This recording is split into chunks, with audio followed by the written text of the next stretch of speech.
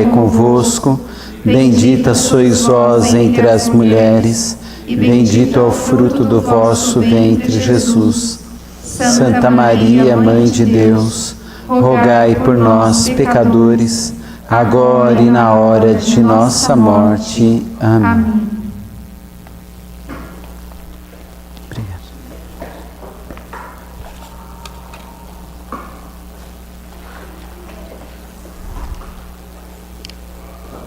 Boa noite a todos.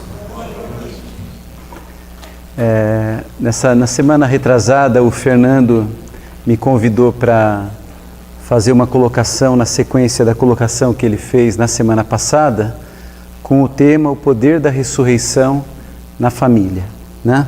E ele me deu um texto base para a gente poder meditar.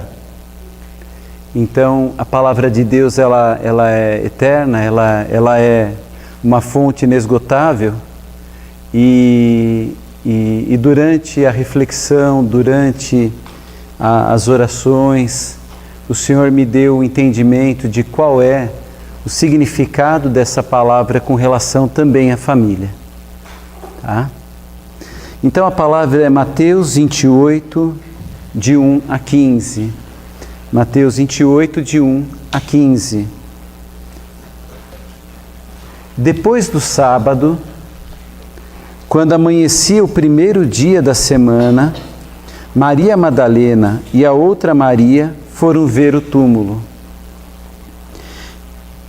E eis que houve um violento tremor de terra. Um anjo do Senhor desceu do céu, rolou a pedra e sentou-se sobre ela. Resplandecia como relâmpago, e suas vestes eram brancas como a neve. Vendo isto, os guardas pensaram que morreriam de pavor.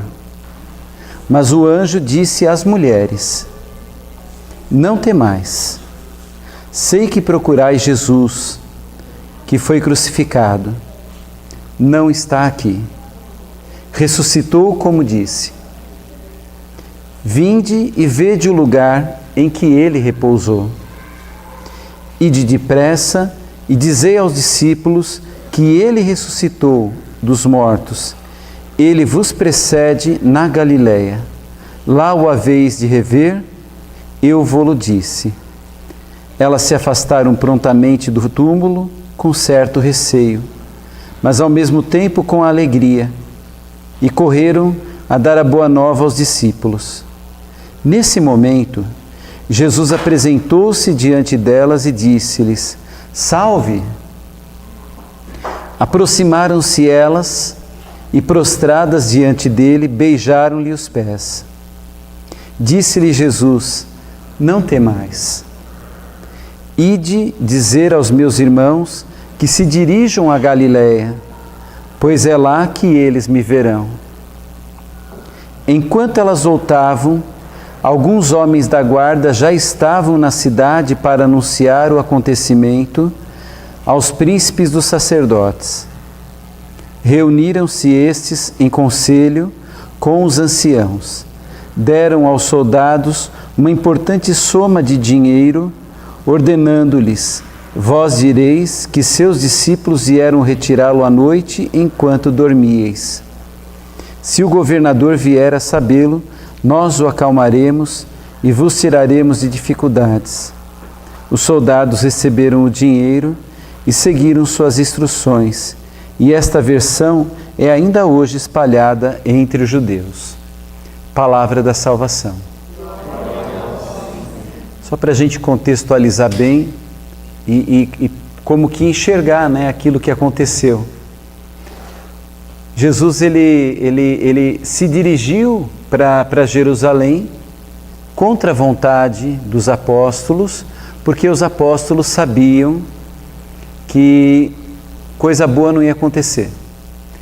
Mas fazia parte do plano de salvação Jesus ir a Jerusalém, a grande cidade, cheia, né? Uma cidade, vamos dizer assim, religiosa, uma cidade, mas cheia de intrigas, cheia de opiniões muito mais humanas do que divinas, né? Não era generalizado, mas era parecido com hoje. A gente fala assim, todos os políticos são desonestos? Não. Talvez tenha um, entendeu? Mas é difícil achar. É mais fácil achar um trevo de 4 folhas azul, né? Do que um político honesto. Então, lá no templo também tinha ali alguém reto de coração, mas havia toda uma intriga. E Jesus, ele foi para lá e ele foi preso, né? Numa quinta-feira à noite. Na sexta, ele foi flagelado a manhã inteira. Ao meio-dia, ele foi crucificado. Às 15 horas, ele morreu, né? E ele, como era no dia seguinte era a Páscoa dos judeus, ele foi sepultado rapidamente. E aí passou o sábado o dia inteiro, né? E aí depois do sábado, quando amanhecia, então, o terceiro dia, né? O primeiro dia da semana, o nosso domingo, Maria Madalena e a outra Maria foram ver o túmulo. Elas foram ver o túmulo. Coisa de mulher mesmo, né?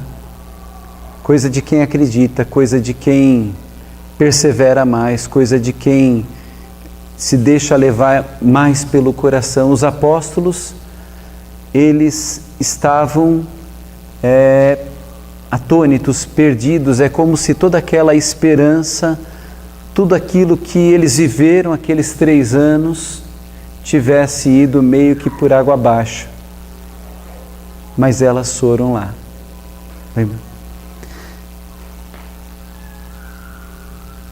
E aí diz que houve um violento tremor de terra, né? Um anjo do Senhor desceu, rolou a pedra e sentou-se sobre ela. Uma pedra enorme, uma pedra que precisariam várias pessoas para puxar, e ela foi removida com o toque do anjo.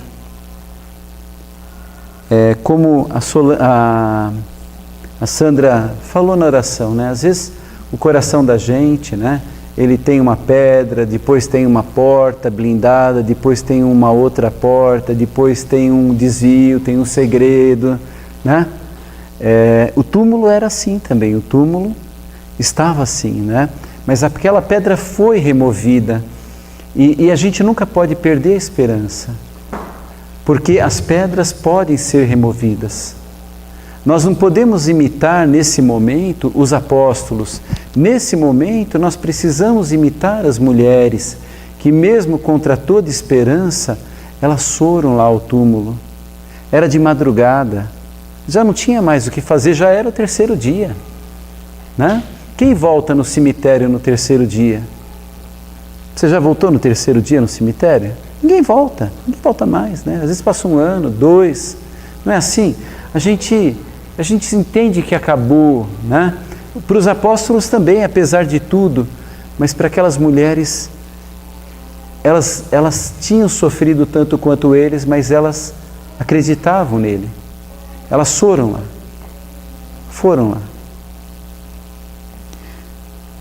Resplandecia como um relâmpago e suas vestes eram brancas como a neve. Por quê?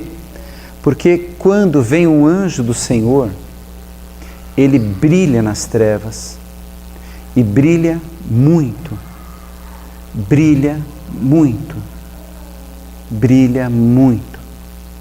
Quando Deus age na nossa vida, não tem como duvidar. Ele remove todas as pedras. Ainda hoje falava com uma pessoa, né, que já tinha praticamente dado por perdido um filho, né, e agora cheia de esperança porque ele está se recuperando novamente, encontrou um caminho, já, né, parou de usar as porcarias que ele usava e já se confessou, já está lá se recuperando, né? Mas é uma mulher como essas mulheres, né? Uma mulher que, apesar de tudo, apesar de tudo o contrário, né? Ela não tira o joelho do chão, ela reza e persevera, né? E a outra Maria, pode ser essa Maria, que também se chama Maria, sabe? São tantas Marias que rezam, e por isso muitas famílias são resgatadas, muitas famílias são recuperadas, porque há quem não desista, há quem vá em frente, né? Não temais, sei que procurais Jesus, que foi crucificado, não está aqui. Ressuscitou, como disse. Vinde e vede o lugar em que ele repousou. Ide depressa e dizei aos discípulos que ele ressuscitou dos mortos. Ele vos precede aonde? Na Galileia. E nesse ponto, ele vos precede na Galileia. O Senhor falava comigo como que a família da gente merece, dentro do nosso chamado matrimonial, uma atenção muito importante. Eu vou explicar o porquê. A vida de Jesus, ela aconteceu em grande parte em Nazaré. Foi lá que ele viveu com José. Foi lá, né, que depois foi em Caná, que também é na Galileia, onde aconteceu o primeiro milagre. Ele foi a uma festa de casamento com Maria, né? Lá foram acontecendo os primeiros milagres, os primeiros chamados, lá no lago, né, de Tiberíades, que também fica lá. Quer dizer, toda a vida de Jesus, né, ela aconteceu lá na Galileia. Jesus tinha ido para Jerusalém para dar a vida dele. Jerusalém era o grande centro. Jerusalém era, vamos dizer assim, o ó do Borogodó, né? Era lá, né? Nossa São Paulo, capital, Nova York, né? Roma. Mas Jesus não viveu no grande centro. Jesus viveu a grande parte da vida dele, tanto familiar como pública, lá num lugar pequeno, num lugar pobre, num lugar simples, com pessoas simples. Só que a vida de Jesus foi como aconteceu com esse anjo. Ela tinha tanta luz, a luz de Deus resplandecia nas trevas, não importa que fosse um lugar muito humilde, um lugar muito pequeno, um lugar afastado. Não importa, a graça acontece lá. Num dos acontecimentos da vida pública de Jesus, ele foi anunciar a Boa Nova e tinha muita gente lá para ouvir, muita gente. E aí ele precisou usar um barco. E aquele barqueiro foi depois Pedro, chamado, né? Quer dizer, às vezes a gente imagina que a gente tem que abandonar a nossa família para resgatar multidões. Mas não é bem isso o que Jesus fez. Jesus, ele viveu a família dele, Jesus teve a presença da mãe dele, Jesus viveu as relações humanas dele, ele foi lá para Jerusalém para dar a vida e volta para Galileia. Olha só, se não é uma dica de Deus para nós hoje. Jesus estava onde? Onde ele ressuscitou? Em Jerusalém, ou seja, na Judéia. Ele estava na Judéia, lá em Jerusalém. Foi lá que ele foi colocado, em Jerusalém. Ele ressuscitou lá. Os apóstolos estavam onde? Em Jerusalém. Aonde que Jesus falou que ele os precederia? Na Galileia. São mais de 100 quilômetros de distância. São mais de 100 quilômetros. Mas ele ia manifestar a sua glória lá na Galileia. Os discípulos iriam vê-lo lá na Galileia, não em Jerusalém. Eles iriam vê-lo lá onde as pequenas coisas, né? Onde as pequenas histórias, a história da figueira, a história do peixe, a história do pão, as pequenas coisas aconteceram. passando perto da casa dele, sabe? Passando perto do lugar lá onde ele comprava doce, sei lá, onde ele vivia, né? Ali nas redondezas da terra dele. E é nesse ponto que eu vejo uma relação importante da orientação que o Fernando me deu, de vincular esse texto com o poder da ressurreição na família. É como se a gente pudesse falar assim: irmãos, irmãs, nessa Semana Santa, lembra, Jesus ressuscitou. A gente não deve acreditar que a morte é o fim. A morte, ela é parte. A morte, ela não é o fim. A morte termina esse ciclo apenas. É como se fosse assim, o diploma do 2º grau é o fim. Não, ele não é o fim. E, bom, ele é o fim do 2º grau, depois vem o resto, né? Então, a morte, ela faz parte. Muita gente tem muito medo da morte, não é isso? Há um medo da morte muito grande. A morte, para muita gente, ela é tida como quase que uma desgraça, né? Quase que uma tragédia. Mas, irmãos, a morte não é isso. A morte é algo suave. A morte é algo suave. A tragédia não é a morte, a tragédia é a vida mal vivida. Essa é a tragédia. Ou seja, esse tempo que nós temos para caminhar, sendo caminhado de uma maneira ruim, de uma maneira longe de Deus, de uma maneira longe da família, longe dos irmãos, longe dos amigos, de uma maneira obcecada por fantasias, como Jerusalém. Jesus não quis ficar em Jerusalém porque aquilo devia ser um lugar muito chato de ficar. A gente vê a maldade daqueles sacerdotes. Eles viram que Jesus ressuscitou, eles conheciam as Escrituras e ainda se atreveram a mandar os soldados inventarem uma mentira. Tão longe estava o coração de Deus. Eles merecem essa colocação, Sandra, de pessoas que colocaram uma trava, outra, e apesar de tudo não queriam ver a ressurreição de Jesus. Mas o problema é que, às vezes, na nossa vida nós agimos assim também, em alguns aspectos. Abrimos uma área da nossa vida, a outra não. Fazemos como o jovem rico. Eu dou até esse ponto, mas aquele ponto que realmente vai me fazer voar, que vai me levar para junto de Deus, aquele eu não dou. O jovem saiu triste daquele encontro com Jesus. E a nossa vida, ela é como, vamos dizer assim, meio bolo assado, né? Você faz um bolo pela metade e não dá para comer, porque ele não está pronto, né? Ele fica aquela pasta, aquela coisa. Quer dizer, a nossa vida espiritual muitas vezes é parecida com a vida desses sacerdotes, quando nós nos limitamos às práticas exteriores e nós não deixamos a glória de Deus entrar no nosso coração, não é? Então, nesse caso, nós precisamos deixar o anjo remover a pedra.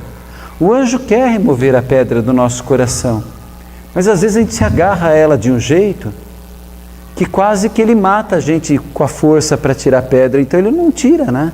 A gente não quer.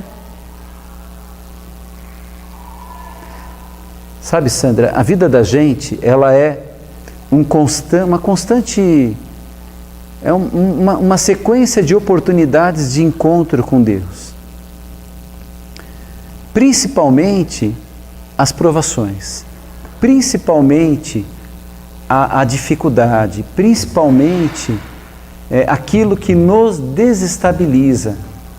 Tudo aquilo que nos desestabiliza é um problema de saúde, um problema financeiro, alguma coisa que quebra o nosso orgulho, entendeu? Alguma coisa que nos humilha.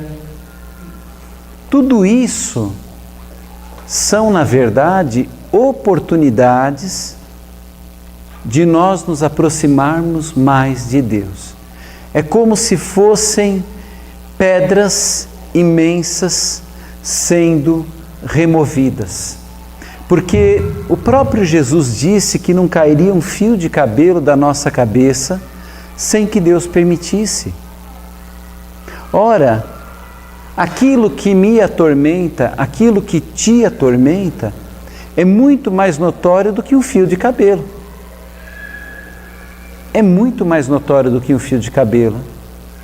Se não cai um fio de cabelo sem que Deus permita, aquela provação, aquela humilhação, aquela dificuldade fazem parte do caminho de Deus. É o anjo tentando tirar a pedra do nosso coração para que nós nos aproximemos de Deus. Uma vez Jesus disse: pobres sempre os tereis. Falou isso para aquela mulher que estava lavando o pé dele com perfume caro, né? E aí o outro ficou escandalizado porque aquele perfume era caro e era melhor ter comprado comida para os pobres. E então Jesus falou: olha, gente, pobres sempre os tereis, né? Foi nesse contexto que foi colocado. Mas, gente, os pobres são os outros e também nós. Nós também somos os pobres, né? Então a Miriam acabou de falar comigo: Silvio, você está com uma cara, você está não sei o que, pipipi, popopó. Eu sei, Miriam, é que a gente fica falando assim, tira as máscaras, a gente acaba acreditando, entendeu? A gente acaba achando que é para tirar mesmo, então, de repente eu tenho que pôr de novo, né? Um sorriso, brilhando. Talvez você pudesse perguntar assim: Silvio, né, posso te ajudar? Mas você perguntou também, né? Estou rezando por você, né? Mas a tristeza também, ela faz parte, sabe? A tristeza não a gente não vai viver a vida toda sorrindo, né? Mas esteja sorrindo, esteja chorando, né? Esteja feliz, né? Esteja com dor de barriga, com cólica, o importante é estarmos caminhando. Agora, hoje, o convite dessa colocação é realmente para a gente retornar para a nossa família com o poder da ressurreição. O poder da ressurreição, ele não é só para mostrar para Jerusalém que Jesus é Deus. Ele é para mostrar lá na Galileia que Jesus é Deus. Aonde que é a tua Galileia? Quem que é a tua Galileia? Onde está a tua Galileia? Porque a Galileia de Jesus foi o lugar onde tem lá Nazaré. Olha no mapinha, é a última página da Bíblia da Ave Maria, tem lá Nazaré, tem o lago, tem Caná. É o lugar onde Jesus viveu. Aonde que é a tua Nazaré? Onde que é a tua Galileia? Onde que é a tua Galileia, Ítalo? Sei, onde que está tua mãe, tua irmã, teu irmão? O convite hoje dessa palavra é para nós olharmos e encontrarmos Jesus ressuscitado lá na Galileia, com a sua mãe.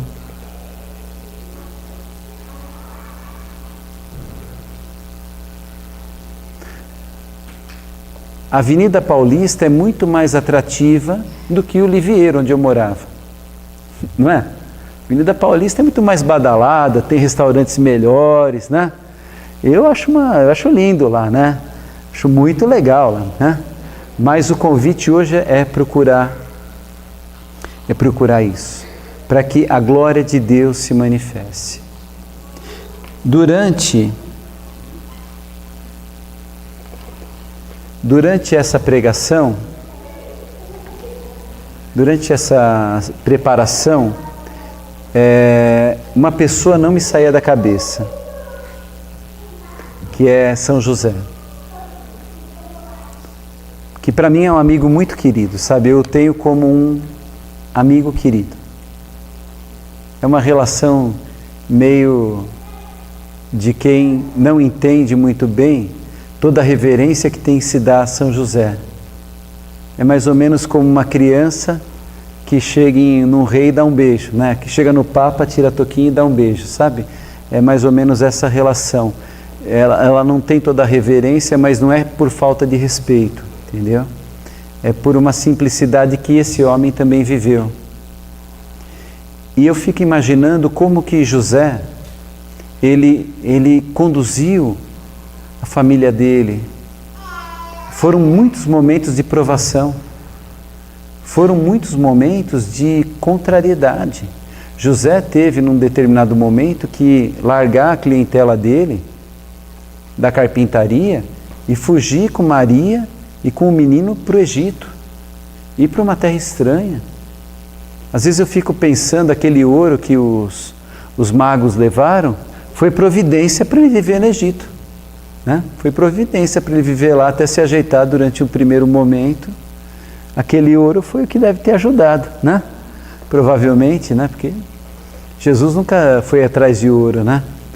E aí ele vai voltar e tem todas aquelas coisas. E durante essa preparação, várias vezes eu fiquei ouvindo um canto que falava assim, né? Que Deus está comigo, protege-me, guarda-me. Deus está comigo, me protege, me guarda. Quando a tempestade me abalar, quando vier a dificuldade, o meu coração vai estar contigo, o meu coração vai voar para ti, o meu coração vai estar contigo, e unido com Deus é que eu vou caminhar em cada dia da minha vida, né? Até o dia que eu parto dessa vida para uma vida nova, né? E esse canto vinha, né? E eu fiquei imaginando esses 100 quilômetros andados, né? 100 quilômetros no deserto é uma boa caminhada, viu? É uma boa caminhada. Não sei se dá para fazer em 3 dias, porque não rende aquele negócio, aquela areia fofa lá.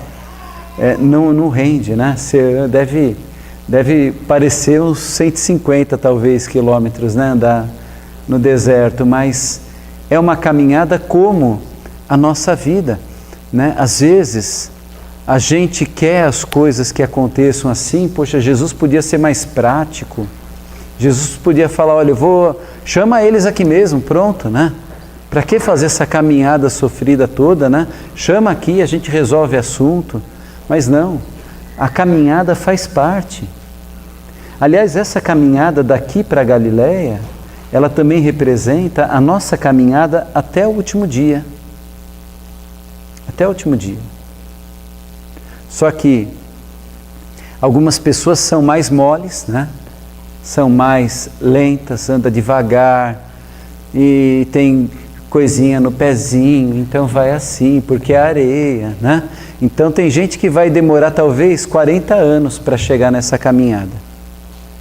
E tem gente que anda mais rápido, como é o meu caso. Talvez eu conseguisse fazer essa caminhada em 3 dias, né? Então essa caminhada, ela representa o dia do nosso encontro com Jesus. Uns vão fazer mais rápido, uns mais devagar. Mas eu queria até quebrar um tabu aqui, se vocês me permitirem. Olha só que interessante. Talvez eu não erre muito em dizer que a idade média aqui está aqui na casa dos 40, 50. Miriam, peraí, não, a Miriam jogou a idade média lá para cima, né, Miriam? Obrigado, Miriam, estou descontando. Então, tá, vamos imaginar que a idade média aqui está na casa dos 50, tá? Não, 40? E nós estamos em quantos aqui? 2, 4, 6, 8, 10, 12, 14, 16, 18, 20, 22, 24, 26, 30. 30. E a expectativa de vida? Quanto? 75, 35. É como se eu falasse assim, vamos colocar o nome de todo mundo num cestinho, entendeu? E nós vamos sortear um por ano, porque na média um por ano vai, entendeu? Pensou? Tirar o primeiro, né? Mas é mais ou menos isso, gente. Não adianta a gente querer fugir muito, sabe? Então, essa caminhada, ela tem que ser vivida. E para que a gente possa viver bem essa caminhada, nós precisamos viver ela na graça de Deus. Nós precisamos entender o seguinte, que viver como sacerdotes, com o coração fechado, baseado em mentira, mentira que eles falavam tanto um para o outro que é capaz até deles já acreditarem nas mentiras deles mesmos. É verdade, gente. É igual essas seitas que surgem aí. Os caras falam assim, olha, eu sou bispo. Peraí, mas por que você é bispo? Não, porque agora eu sou bispo, né?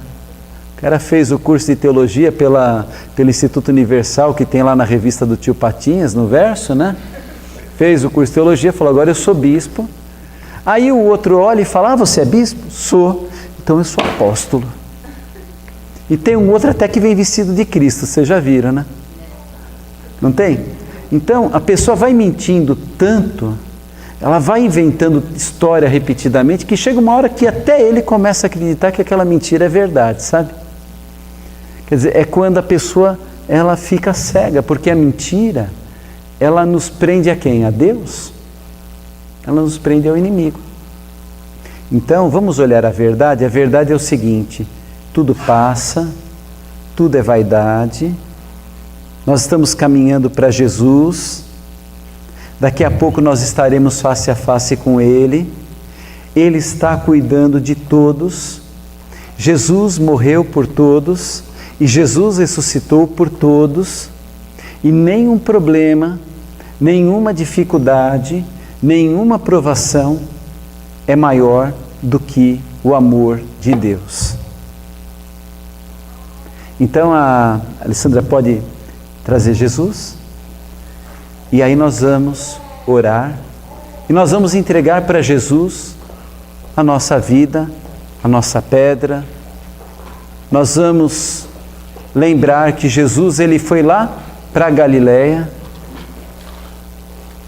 e aí elas vão cantar a música que eu falei, tá? Tá bom? Estai com me. Isso. Aí vocês cantam o que vocês estiverem preparados, tá bom? Mas numa outra oportunidade a gente traz, que é uma música da Renovação Carismática na Itália, muito linda. Estai com me. Que Deus nos abençoe, viu? Uma boa entrega, uma boa ressurreição, uma boa Páscoa a todos. Jesus ressuscitou, Jesus está vivo, Ele está no meio de nós. E ninguém vai na véspera, viu, Gorete? E você experimentou esses dias. Deus seja louvado pela tua presença aqui no meio de nós. Todos nós da comunidade estamos muito felizes, viu? Por cada um.